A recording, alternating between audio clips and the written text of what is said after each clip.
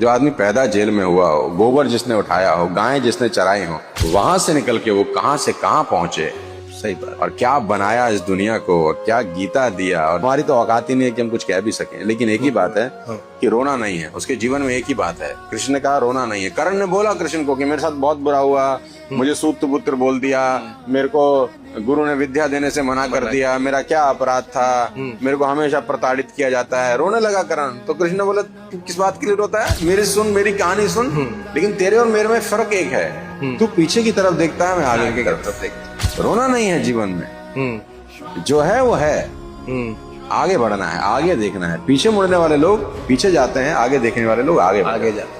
विजेता का मतलब ये नहीं है कि आप हमेशा मारते ही रहें, पीटते रहें, अटैक ही करते रहें, लड़ते ही रहें। विजेता का मतलब कभी कभी चुप रहना भी। चुप रहा। कहते हैं ना, शेर जब कभी कभी पीछे हटता है ना 2 कदम, तो खतरनाक है, फिर कुछ बड़ा करने वाला है। बड़ा करने वाला।